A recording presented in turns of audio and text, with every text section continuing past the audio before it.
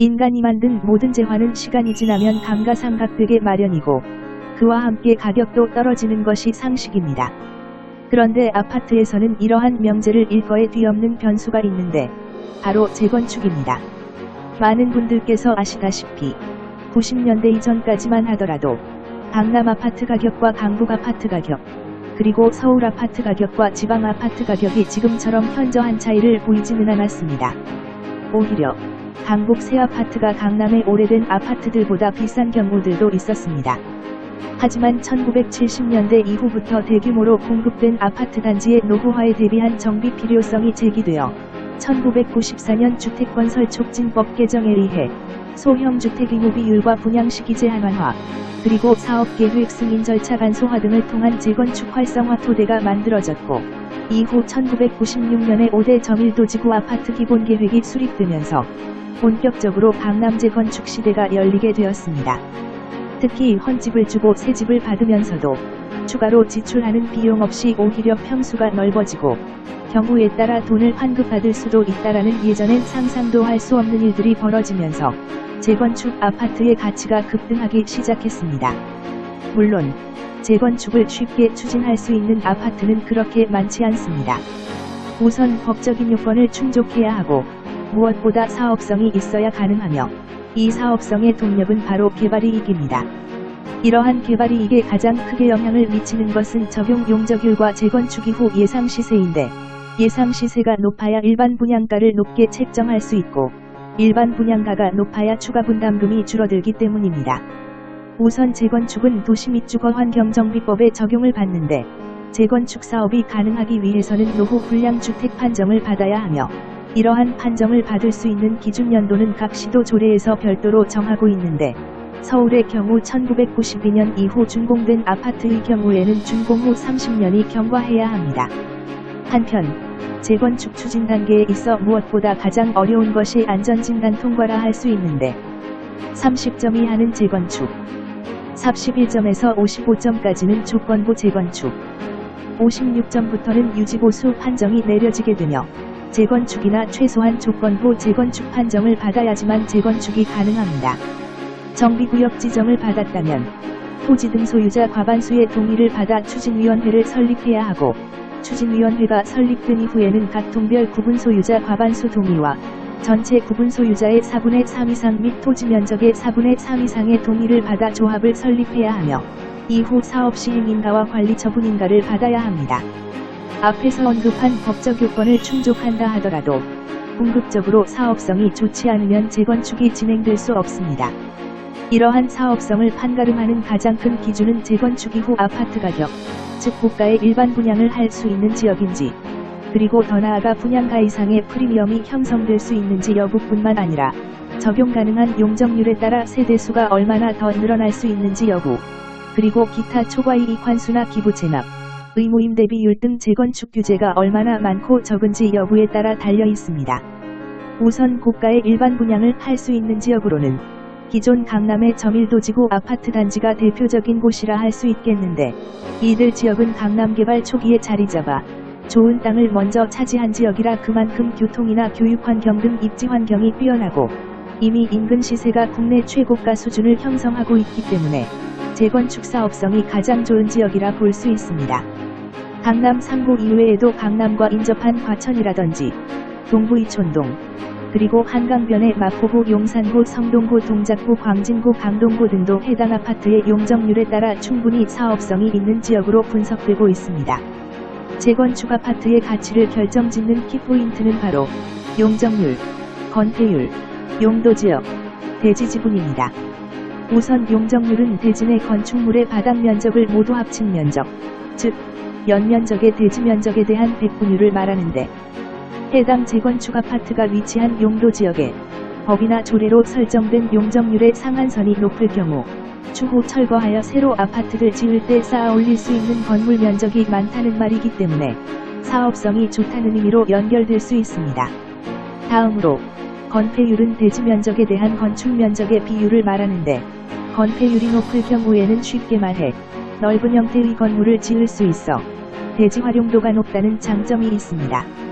다음으로 용도지역은 토지의 이용 및 건축물의 용도, 건폐율, 용적률, 높이 등을 제한하기 위해 도시군 관리계획으로 결정하는 지역을 말하는데, 매수를 고려하고 있는 재건축 아파트가 위치한 용도지역이 2종 전용주거지역인지, 2종 일반주거지역인지, 3종 일반주거지역인지, 준주거지역인지 등을 잘 확인하여야 하는데, 2종 전용주거지역이란 공동주택 중심의 양호한 주거환경을 보호하기 위해 지정하는 용도지역으로 국토계획법상 건폐율은 50% 이하이며 국토계획법상 용적률은 100% 이상 150% 이하입니다.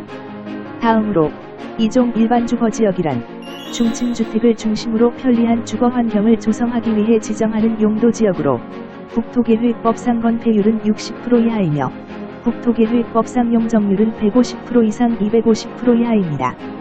다음으로 3종 일반주거지역이란 중층 또는 고층 주택을 중심으로 편리한 주거환경을 조성하기 위해 지정하는 용도지역으로 국토계획법상 건폐율은 50% 이하이며 국토계획법상 용적률은 200% 이상 300% 이하입니다.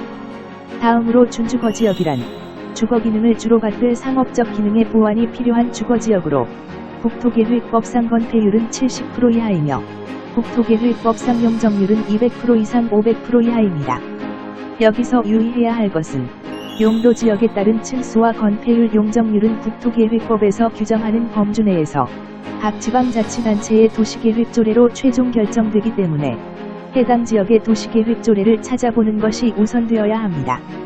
예를 들면 국토계획법상 2종 일반주거지역의 용적률은 250%를 상한선으로 설정했지만 서울시의 경우는 200%가 상한이며 국토계획법상 3종 일반주거지역일 경우 용적률은 300%를 상한선으로 설정했지만 서울시의 경우 250%를 상한으로 두고 있기 때문입니다.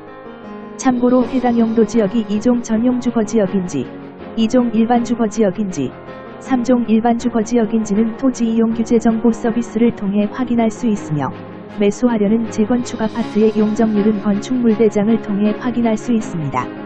이러한 과정들을 거쳐 매수하려는 재건축 아파트가 위치한 용도지역의 용적률 상한과 기존 재건축 아파트의 용적률을 비교하여 그 차이가 얼마가 되는지를 우선적으로 확인하여야 합니다.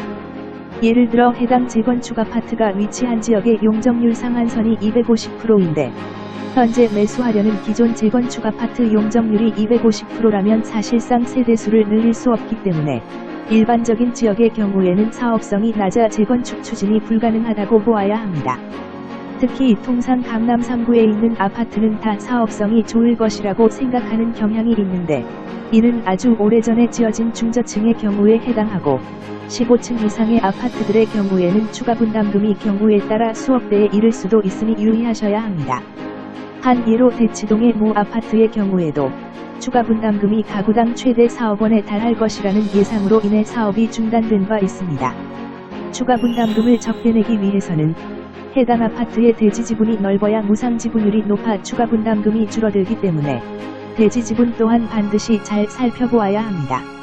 참고로 대지 지분은 아파트 전체 단지의 대지 면적을 가구수로 나누어 등기부에 표시되는 면적을 말하는데 해당 아파트 단지의 용적률에 따라 평수가 넓어도 대지 지분이 적은 경우가 있고 평수가 작아도 대지 지분이 많은 경우가 있을 수 있기 때문에 재건축 아파트를 매수할 경우에는 평수보다는 대지 지분을 잘 확인하셔야 합니다. 아파트가 재건축될 때 추가 분담금 없이 받을 수 있는 최대 평수를 무상평수라 하는데 무상평수는 대지 지분의 무상지분율을 곱하여 나오는 수이므로 결국 대지 지분이 많고 무상지분율이 높아야 추가 분담금을 적게 내거나 경우에 따라 환급받을 수 있는 것입니다. 예를 들어 대지 지분이 20평이고 그 재건축 단지의 무상지분율이 100%이면 본인은 추가 분담금 없이 새로운 아파트 20평을 배정받고 만일 무상지분율이 150%일 경우 새로운 아파트 30평을 추가 분담금 없이 배정받을 수 있게 됩니다. 무상지분율은 개발이익 평수를 대지 면적으로 나눈 값의 100을 곱하여 구할 수 있는데 여기에서 개발이익 평수는 개발이익을 분양가로 나눈 값이며 개발이익은 총분양 수익에서 총지출 비용을 제한 값인데 총분양 수익은 총대지 면적의 용적률과 평당 분양가를 곱한 값이며 총지출 비용은 총공사비와 부가가치세 그리고 재경비를 합한 가액입니다. 이때 조합원 권리가액은 대지지분의 무상지분율을 곱한 무상평수에다가 평당 일반 분양가를 곱하여 산정하며 궁극적으로는 조합원 분양가와 권리가액의 차이를 추가 분담금으로 납부해야 합니다. 이상을 종합해보면 총 대지 면적과 용적률, 평당 분양가는 높고 평당 공사비는 적어야 개발이익이 크고 개발이익이 커야 개발이익 평수가 크고 개발이익 평수가 커야 무상지분율이 커져서 추가 분담금이 적거나 경우에 따라 환급될 수도 있는 것입니다. 이와 연관하여 주로 7, 80년대 지어진 5층 이하의 저밀도지구 저층 아파트 단지나 10에서 15층 이하 고밀도지구 중층 아파트 단지가 사업성이 좋은 대표적인 재건축 아파트로 평가되고 있습니다. 앞서 언급한 저밀도지구 저층 아파트 단지는 아파트의 집단적인 건설에 따른 토지 이용 효율성을 높이고 주거환경 보호를 위해 시도지사가 지정하였는데 서울시의 경우 지난 1976년에서 1983년 사이에 총 14개 지구 1026만 6천 제곱미터가 저밀도 아파트 지구로 지정되었고 이 중 반포, 잠실, 청담 도곡, 암사명일, 화곡지구 등 5개 저밀도 지구가 전체 면적의 70.7%를 차지하였고 서울시는 이들 저밀도 아파트 지구들에 대해 200% 이하의 용적률을 적용하고 아파트 높이를 5층 이하로 제한했었습니다. 하지만 규제 철폐에 대한 끊임없는 요구에 서울시가 1995년 9월 사실상 저밀도 규제를 해제하면서 본격적인 재건축 패러다임이 형성되기 시작했다고 볼 수 있습니다. 다음으로 앞서 언급한 10에서 15층 사이 고밀도 지구 중층 아파트 지구는 1976년 처음 지정된 뒤 1979년과 1983년 총 3차례에 걸쳐 잠실, 서초, 반포, 여의도, 청담 도곡, 서빙고, 이수, 가락, 압구정, 원효, 이촌, 아시아선수촌, 암사 명일지구 등 총 13개 지구가 고밀도 아파트 지구로 지정된 바 있습니다. 다음으로 중요한 것이 사업속도인데 사업속도가 곧 자신이 납부해야 할 추가 분담금과 연결되기 때문입니다. 재건축과 관련한 각종 소송이나 분쟁 등으로 사업속도가 느려지게 되면 앞서 언급한 바처럼 공사기간이 늘어나기 때문에 공사비가 늘어날 수밖에 없고 이는 결국 개발이익과 무상지분율 감소로 이어지기 때문에 사업성에 악영향을 미칠 수밖에 없습니다. 특히 조합 설립을 위한 동의 요건수를 산정함에 있어 상가단지도 개별 동으로 인정하기 때문에 상가 구분 소유자들의 반대가 많을 경우 재건축 사업 추진이 쉽지 않다는 점도 참조하여야 합니다.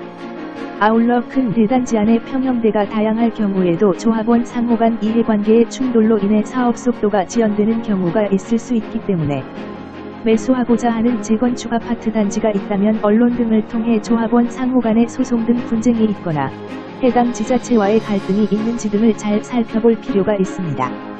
참고로 재건축 사업성이 제일 좋다는 강남 3구의 경우에도 2019년 3월을 기준으로 재건축 사업을 추진하는 총 104곳 가운데 사업 시행 인가를 통과한 후 계속 진행 중인 곳은 불과 32곳으로 통과율이 30.8%에 불과하다는 부동산 전문기관의 발표도 유의해서 살펴볼 대목입니다. 아울러 사업 시행 인가는 실질적으로 재건축 사업 승인 절차를 마친 것으로 여겨지는 절차로 향후 해당 지자체와 정부 규제 정도에 따라 사업 시행 인가를 마치지 못한 재건축 단지의 사업은 상당히 긴 시간을 끌 수 있기 때문에 큰 자금을 오래 묶어두어 기회비용에서 손해보는 상황이 생길 수도 있음을 유의하셔야 합니다. 한편 500에서 1000세대 미만의 중소규모 재건축 아파트 단지의 경우 대단지에 비해 상대적으로 분쟁 소지가 적고 조합원 간 의견 일치가 잘 이루어져 사업 진행 속도가 빠를 수도 있을 수 있기 때문에 높은 프리미엄보다는 빠른 투자 수익을 중시할 경우 중소규모 재건축 단지도 유의 깊게 살펴볼 만하다 하겠습니다. 아울러 재건축 일몰제에 해당할 수 있는 아파트도 주의해야 합니다. 서울시의 경우 2020년 3월부터 정비구역 지정 후 2년 안에 추진위원회를 구성하지 못하거나 추진위원회가 승인된 이후 2년 내 조합 설립 인가를 신청하지 못하면 재건축 지정을 철회하는 일몰제를 적용하기 때문에 본인이 매수하려는 아파트가 이에 해당하는지도 잘 알아보아야 합니다. 이상 재건축이 가능하고 사업성이 좋은 아파트 단지에 대해 개괄적으로 알아보았으며 아무쪼록 이 동영상이 여러분께서 재건축 아파트를 매수함에 있어 유용하게 참조되었으면 하는 바람입니다. 좋아요와 구독하기는 아파트 지식 공유를 위한 양질의 무료 콘텐츠 생산에 큰 힘이 될 수 있으며 부대장TV는 앞으로도 여러분들께 도움이 될 만한 더 나은 동영상으로 찾아뵙도록 하겠습니다. 감사합니다.